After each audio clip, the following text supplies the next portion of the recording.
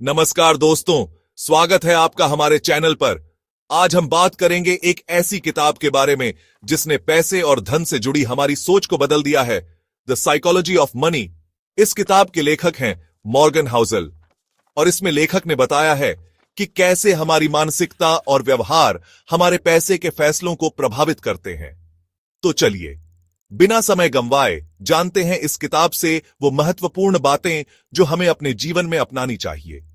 पहली महत्वपूर्ण बात जो हमें समझनी चाहिए वह है भाग्य और जोखिम।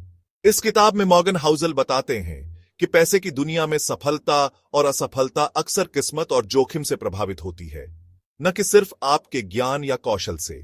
बहुत बार हम अपनी सफलता का श्रेय खुद को देते हैं और असफलता को बाहरी कारणों पर डाल देते हैं। लेकिन अगर हम ये समझें कि किस्मत और जोखिम दोनों का बड़ा हाथ होता है, तो हम अपने फैसलों में ज्यादा समझदारी से काम ले सकते हैं। दूसरी महत्वपूर्ण बात है आय और संपत्ति। बहुत लोग सोचते हैं कि अमीर होना सिर्फ ज्यादा कमाने से होता है, लेकिन असल में संपत्ति वह है जो आप बचाते और निवेश करते हैं। द साइकोलॉजी ऑफ मनी में लेखक बताते हैं कि अमीर बनने के लिए आपको ज्यादा कमाने की जरूरत नहीं है, बल्कि आपको अपनी कमाई का सही उपयोग और बचत पर ध्यान देना चाहिए। तीसरी बात है संपत्ति का चमत्कारी असर या कंपाउंडिंग। आपने शायद सुना होगा कि संचित धन पर धन बढ़ता है, यानी छोटे छोटे निवेश और बचत समय के साथ बड़ा असर डालते हैं। कंपाउंडिंग का यही जादू है जो आपको लंबी अवधि में बड़ी संपत्ति दे सकता है। यह बात हर किसी को समझनी चाहिए कि पैसों का निवेश और उसका सही तरीके से बढ़ना ही असली सफलता की कुंजी है। चौथी महत्वपूर्ण बात है बचत। कभी कभी हम सोचते हैं कि अगर हम ज्यादा पैसा कमाएं तो सब ठीक हो जाएगा, लेकिन मॉर्गन हाउसल इस किताब में बताते हैं कि जितना कमाते हैं उससे ज्यादा महत्वपूर्ण है कि आप कितना बचाते और निवेश करते हैं। आप चाहे जितना भी कमाएं, अगर आप खर्च करने में ध्यान नहीं देंगे तो आप कभी अमीर नहीं बन सकते। पांचवां बिंदु है स्वतंत्रता। असली संपत्ति सिर्फ पैसे में नहीं है, बल्कि समय की स्वतंत्रता में है। जब आप अपने पैसे को सही तरीके से प्रबंधित करते हैं तो आप अपनी समय की आजादी पा सकते हैं, जो सबसे बड़ा तोहफा है।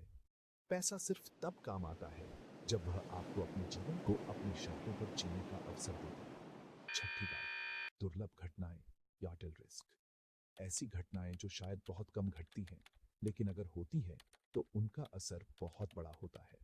उदाहरण के लिए स्टॉक मार्केट का क्रैश होना। हमें इन दुर्लभ घटनाओं के लिए तैयार रहना चाहिए, ताकि जब ऐसा हो तो हम अपना संतुलन बनाए रखें।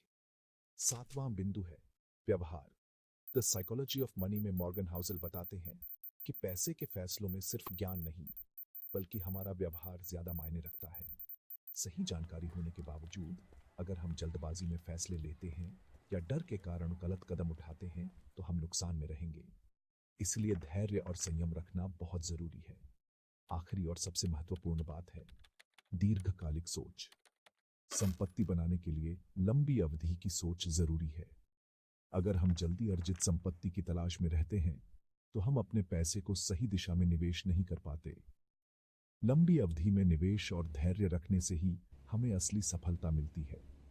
तो दोस्तों, ये थे द साइकोलॉजी ऑफ मनी के वो महत्वपूर्ण बिंदु जो हमें अपने जीवन में अपनाने चाहिए। अगर आपको ये वीडियो पसंद आया हो तो लाइक और सब्सक्राइब करना ना भूलें। धन्यवाद।